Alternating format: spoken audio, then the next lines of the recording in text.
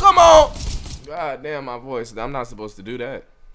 Let's get it. Movies have been dead for the past decade, which is especially get it. depressing because Hollywood stopped making fun movies when we needed them the most. The past 10 years have been some of the most... I ain't gonna lie, the last good movie that I saw that was a comedy movie probably would have to be like...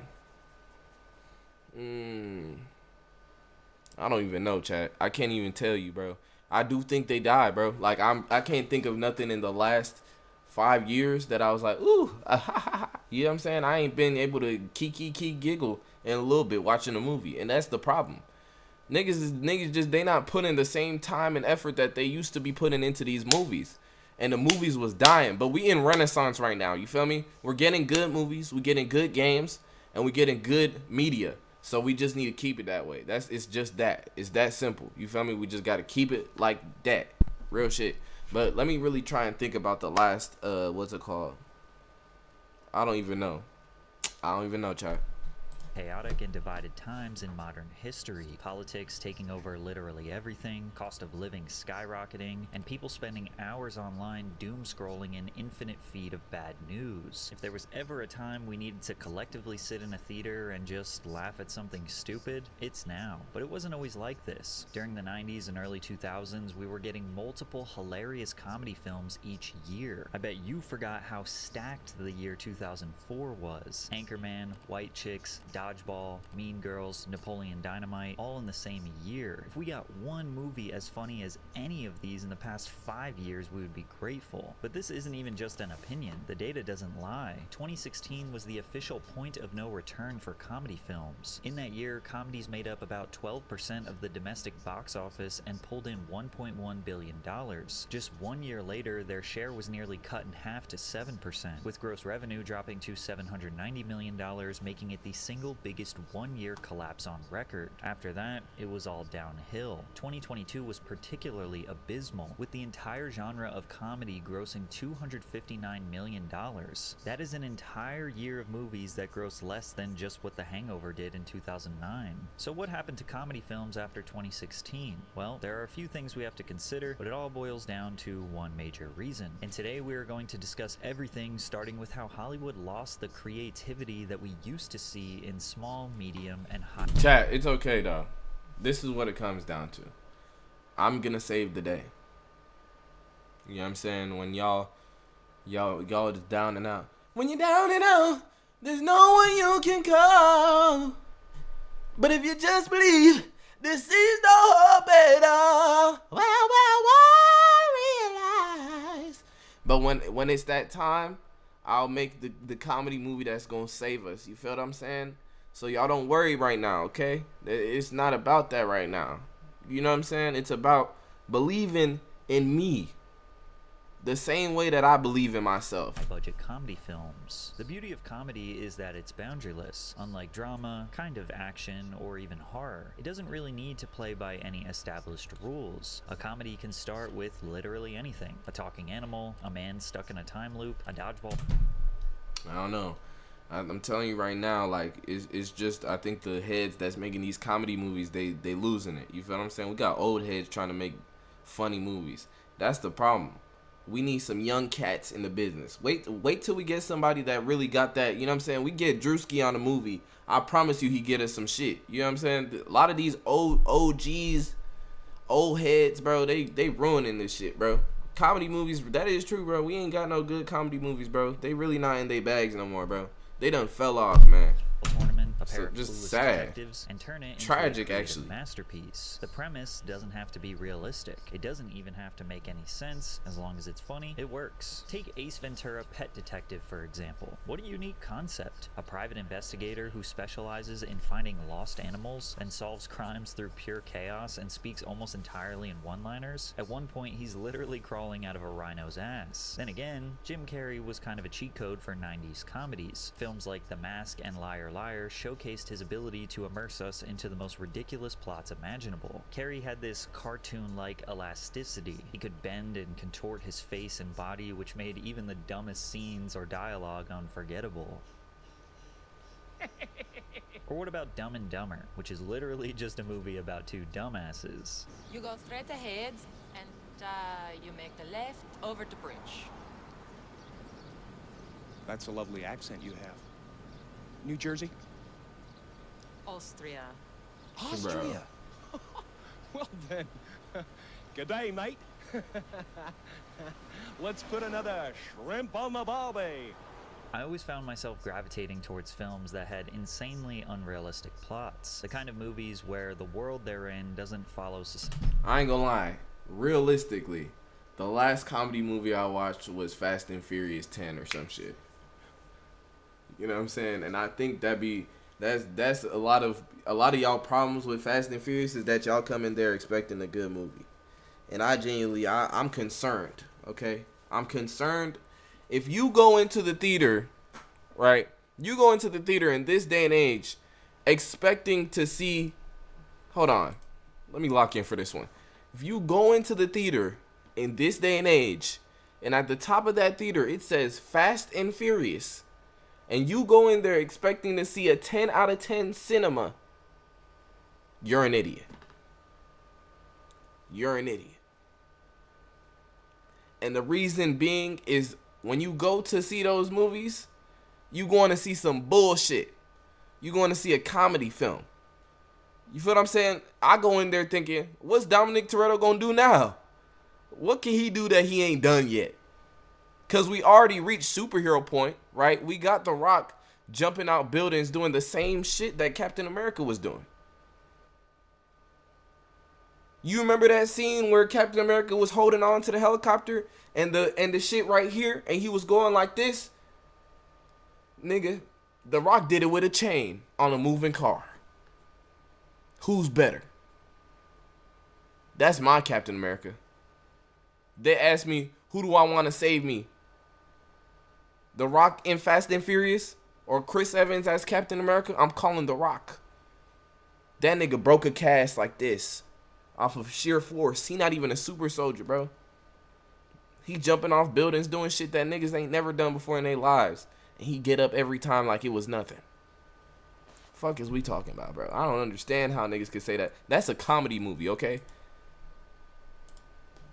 That's a comedy movie. Society's rules, or any rules at all, when there's no logic to be broken and the possibilities are endless. Like, literally anything can happen. The Hangover took this concept to the absolute maximum. At its core, it's just a bachelor party gone wrong. Something that in real life might just end with a bad hangover and some embarrassing photos. But in this world, it spirals into a mystery involving a missing groom, a stolen police car, a baby in the closet, Mike Tyson's tiger, and a mob boss named Mr. Chow. It's an escalating chain of ridiculous events where every new reveal is crazier than the last, and because the movie establishes early on that anything can happen, you never question it. In Anchorman, the 1970s news industry is less about journalism and more about ego wars that escalate into literal deadly combat between rival news teams, compete with tridents, horses, and someone catching on fire, and then casually returning to work like nothing happened. Anchorman is the perfect example of a comedy movie that dedicates almost all of its dialogue to do one very important thing: make you laugh. Brian, I'm gonna be honest with you, that smells like pure gasoline.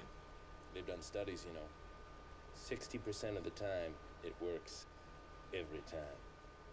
That doesn't make sense. The amount of quotable lines in this movie is unprecedented. It was even unique back then, but now, I mean, maybe you'd be lucky to get one or two quotables in a comedy movie. Dodgeball is about a Las Vegas dodgeball tournament for fully grown adults with a prize big enough. Chat. That's big. Y'all gotta think, what's like a movie, like what is the last quotable movie you can remember? I don't even know. You feel what I'm saying? It gotta be some shit you watch. It has to have rewatch value. And that's the best thing that, comedies movies do have is rewatch value. You can watch that bitch every year and it's not gonna be, because it's not heavy. You know what I'm saying? It's not heavy on your heart. So it's easy. But like, what's the last thing that, like, I can't even remember a line from a movie I done watched in the last 2 years, bro. To save a that's why rom-coms done fell off too, bro. If you can dodge a wrench, you can dodge a ball. What? They They get their asses handed to them by a bunch of Girl Scouts, experiment with some interesting uniform styles, and Ben Stiller is in this film doing what he does best, playing the role of the villain. And what about Ted, which asks you to accept, without hesitation, that a man's childhood teddy bear came to life, grew up with him, drinks, does drugs, and gets into full-blown relationships. And these are just some of the ultra-mainstream movies. Don't even get me started on Pootie Tang and Don't Be a Menace to South Central. Yeah, that's my movie. Pootie Tang. Sarata. Come on, bro. Drinking your juice in the hood. These are movies that are so absurd that you have to make sure you watch them with people who have the same humor as you, otherwise they'll look at you like you're crazy. There are very few comedies today that keep the spirit of this insane absurdity. However, Cocaine Bear is one that does come to mind, which is about an American black bear that eats a stash of cocaine that fell out of a plane smuggling drugs. The bear becomes highly aggressive, attacking and trying to kill hikers in its way. While the movie is just alright, I do respect the dumbness of this idea. It's not trying to be relatable, it's just leaning fully into a ridiculous premise and committing to the bit, and that's something we don't nearly get enough of anymore. Most modern comedy movies take the safe route. We get movies like Vacation Friends 2, a generic sequel with the same recycled concept of a holiday gone wrong and being stuck surrounded by people with clashing personalities, or The Man from Toronto, another Kevin Hart buddy comedy that is so formulaic it feels like it was designed for people to turn on and then fall asleep while the ads run. Comedies rarely go for absurd humor these days because, well, it's really difficult. Too open of a canvas can make it harder to build a story with structure. The freedom to do anything also means there's nothing stopping you from literally losing the plot, which is kind of what happened in Cocaine Bear. However, other great comedy films in the past started with a lightly realistic framework which only enhanced the absolute farce that took place during the film. Like Super Troopers, a movie about morally questionable cops. Sure, that sounds realistic, until you realize these highway patrol officers spend more time pranking civilians and messing with each other than actually enforcing the law. They behave in a way that doesn't even come close to representing reality, and none of them would still have jobs after these antics. But at the same time, it does make you think some cops might actually act like that in private. Or the 40-year-old virgin. Sure, it's very possible that a man could abstain or just not have the opportunity to have sex for half their life. And if you found that out, you might think, wow, that's interesting, and then move on. But the movie takes that basic believable premise and pushes it into pure absurdity. It then turns into all of Steve Carell's co-workers dedicating their entire lives to getting him laid. And of course, stepbrothers. I have a stepbrother. That's a banger, bro. That's a banger right there. Tons of people have step siblings. That's a It's an banger. extremely relatable experience, navigating new family dynamics and sharing space with someone you didn't grow up with. But in the film, nothing about that is relatable. We have two 40-year-old men with no jobs that spend their days building bunk beds, hanging out in a treehouse, and fighting like toddlers. I didn't touch a drum set, okay? I witnessed with my eyes your testicles touching my drum set. All right, that's it! A modern version of this absurd but also still upholding a slight realistic framework is the teen comedy movie Bottoms, which is basically just another silly high school movie, but through the lens of two queer students. The high school jocks in the film wear their full padded football uniforms 24/7, in class, at parties, while sleeping. It's obviously unrealistic, but it's a funny way of critiquing jocks that dedicate their entire personality to the sport they play. Oh, and a nice touch was throwing one of them in a cage in the classroom for absolutely no reason. Try telling Dimitri Walker that. Little mother came the first week and I ain't seen him since. Dimitri Walker committed suicide the first week of school, Mr. G. Sure he did. Bro, why they... Bro, what he doing in this movie, man?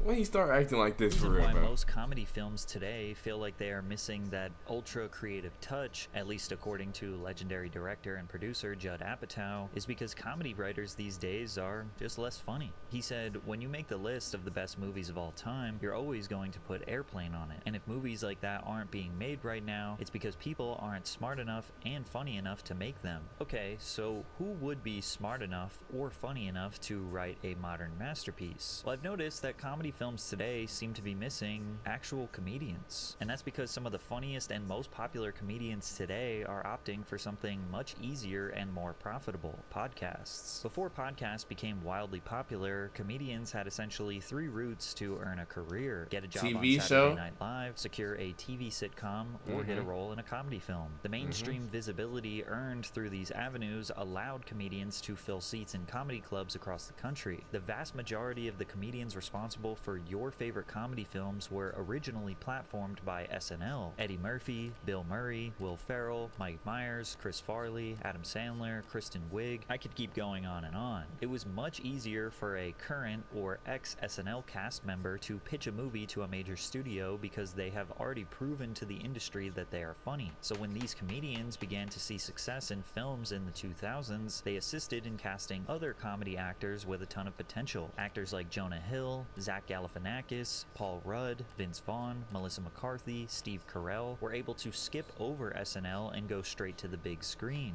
And it sounds painfully obvious to say, but I think a large reason why older films were funnier was because the funniest people at the time were either writing or acting in these comedy films. Today, a comedian doesn't need SNL or a comedy film to determine their potential for a comedy career. All they need is a podcast. If you can be funny for an hour a week behind a microphone, clip the best moments for TikTok or Instagram, and build a loyal audience online, you can skip Hollywood entirely and still sell out theaters on a national tour. I'm sure Theo Von could assist in writing or acting in a really funny movie if he tried, but why would he? With podcast ad revenue, See, this is the thing, though.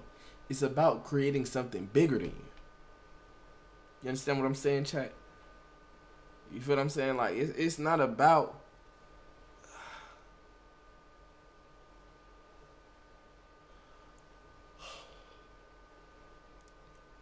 It's not about the money all the time. It's about creating something that lasts forever. You feel me? You got you got Chris Tuckers and things like Rush Hour and Martin Lawrence and things like Bad Boys. You know what I'm saying? Those are things we'll always remember.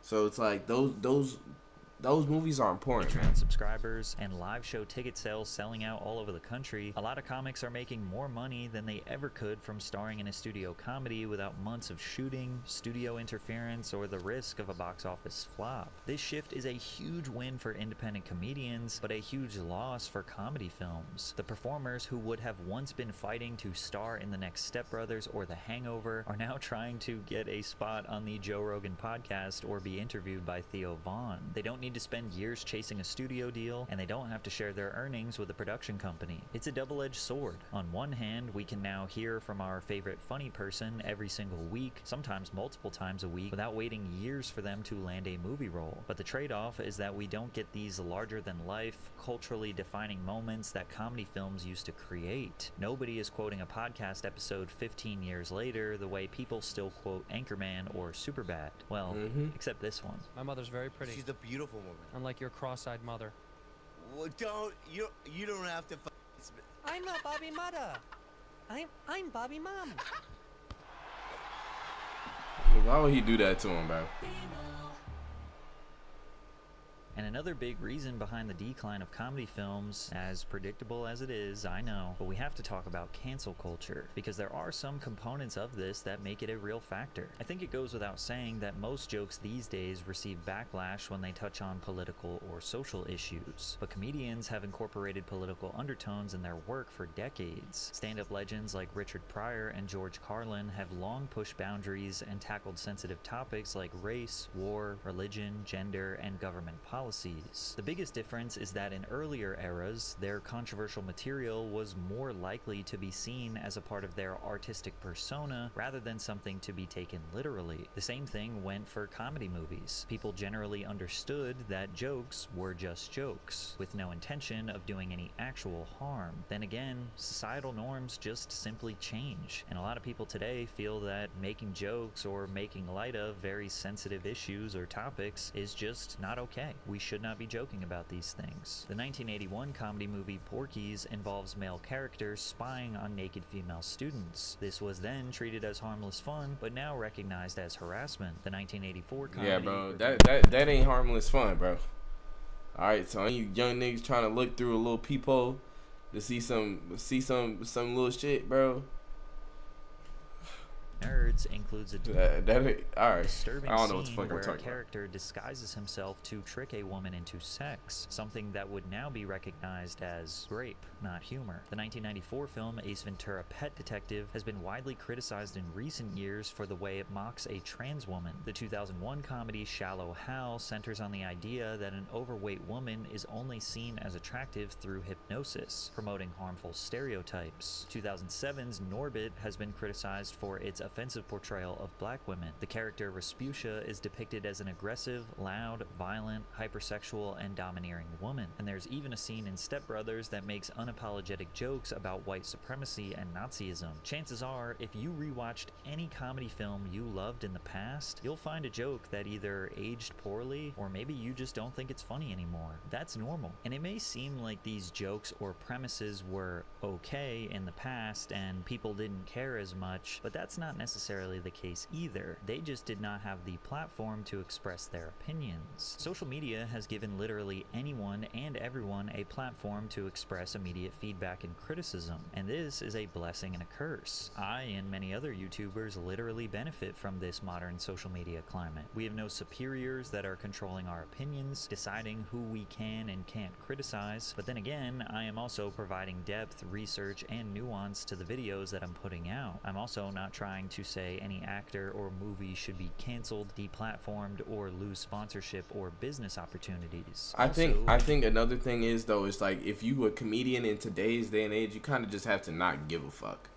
You know what I'm saying? Like I was just watching Drewski's shit like for BET, and I'm already knowing a lot of people gonna say that shit not funny. I thought it was still funny.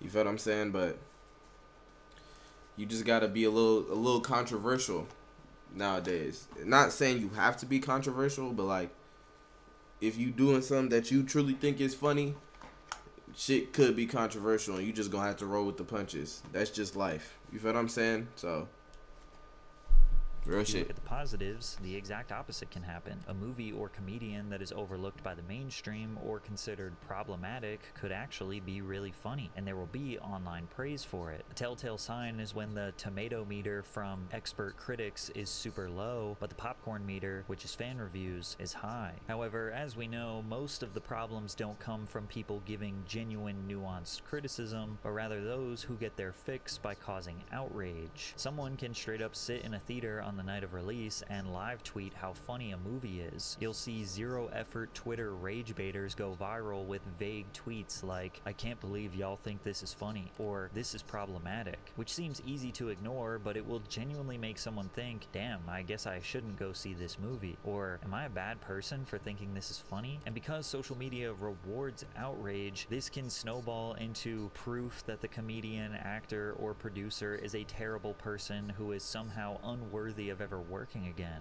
People will read critical tweets with hundreds of thousands of likes, and they might disagree with what the people are saying, but because it has so much engagement and so many likes, it makes people change their opinions, change their minds. Maybe this isn't funny. Maybe I shouldn't think this is funny. And before you know it, there is an all-out online war over what was meant to be a joke. You got this whole other wave where, like, now you have these people who put themselves in the oddest position of being the curators of what was kind or unkind. This was okay, but this wasn't, or I cringe when I look back at this. It's like crazy. I think those are sometimes the cringiest. The purveyor of what is funny or what isn't. Like, comedy's a big tent. It's ever evolving. It's not to be dictated.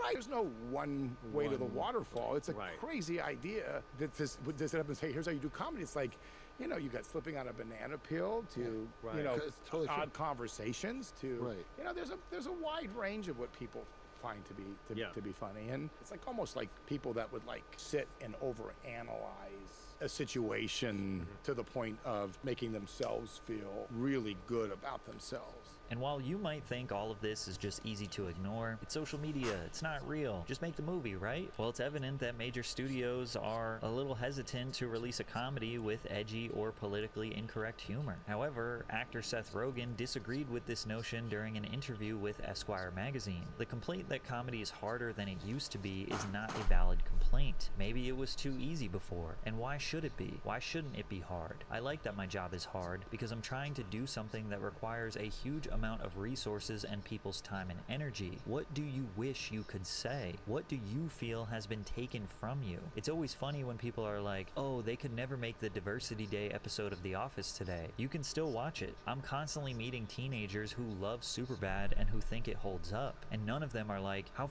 dare you have said that? And Seth does make some great points here. Studios can still make whatever they want. There's nothing stopping them. And it's not objectively harder to be funny today. It just seems like they are not being honest about what they actually think is funny, which is why these comedy movies come out with boring or sanitized humor. The reason why Superbad holds up is because it was honest about... See, that's the problem. Niggas trying to sugarcoat shit. We don't need shit sugarcoated. Put it on a silver platter, niggas gonna watch it or they not gonna watch it. It's that simple. You choose, do you want your show to pop or your movie to pop or not? It's that. You feel what I'm saying? All this sugarcoat, no. I come on here, nah. You right. I'm saying you right, but nobody said nothing. But politically, you gotta be somewhat correct. But at the same time, if it's comedy, like, throw that shit out the window, bro. Just give us some shit, bro. Because this shit ass recently. Now that I'm thinking about it. Always thinking about sex, insulting each other constantly, distracted in school, thinking about the weekends, and living life like they are invincible. Just get out of here and we'll talk about this later. Evan, we're down 2 points. Calm down, Greg. It's soccer. It's soccer. You, man. Hey, Greg, why don't you go your pants again? That was like 8 years ago. People don't forget. They call each other gay, sometimes even using the F slur, even though that would widely be considered homophobic and a cancelable offense these days. It's really messed up.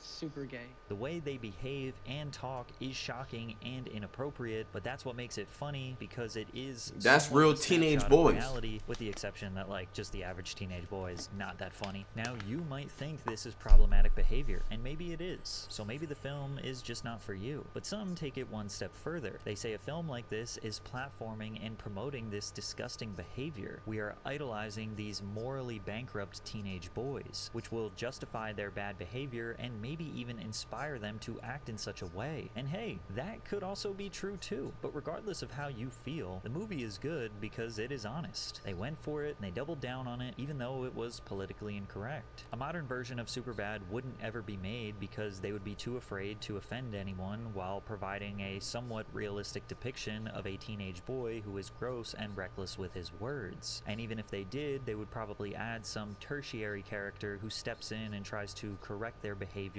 or be the voice of reason. Then again, the fear of being canceled is so apparent that studios seem to not even try to make a true comedy anymore. Some of the most highly rated comedy films in the 2020s aren't exactly praised for their straight up funny premises and jokes. Take Don't Look Up, for example. Sure, it has funny moments, but it's a satire about a planet-killing comet that's clearly a metaphor for climate change, media distraction, and problematic politics, setting up the planet for failure. Do these comments look like they are for a comedy movie? I always respect a movie that has the balls to actually show the world ending. Every disaster movie starts with the government ignoring a scientist. We really did have everything, didn't we? Damn, that made me cry. You know what other comedies are extremely popular in the 2020s? Bro cried during a quote comedy. That ain't a comedy, bro. Come on. Guardians of the Galaxy 3, Dungeons and Dragons, Honor Among Thieves. Do you notice anything different about these comedy movies? They are superhero movies. And don't get me wrong, they're entertaining, they're fun, but they're not comedies in the traditional sense. We get a lot of these films that are action first with humor as a seasoning, but ultimately, much like every other industry, the true reason why comedy films are not being made like they used to is because of, you guessed it, money. When it comes to movie theater ticket sales and financial performance, comedies have always been risky. risky. While genres like adventure and action can have more of an expected success due to built-in spectacle, global appeal, and merchandising potential, comedies rely almost entirely on the jokes landing. What one person finds hilarious, another might find confusing, offensive, or simply unfunny. Jokes often rely on shared knowledge, references, or social commentary that might not translate across different cultures or age groups. A comedy scene that relies on American pop culture might fall flat for an international audience unfamiliar with these references. And on top of that, there's typically no giant CGI battle or billion-dollar franchise name to fall back on if the audience isn't laughing. Now, back in the day, plenty of comedies were huge financial successes. Meet the Fockers, The Waterboy, Wedding Crashers, 22 Jump Street, all grossing hundreds of millions of dollars in the worldwide box office, whereas others that are still considered good or cult classics underperformed in the box office. Adam Sandler's Billy Madison only grossed $26 million at the box office. Dazed and Confused only earned $8 million.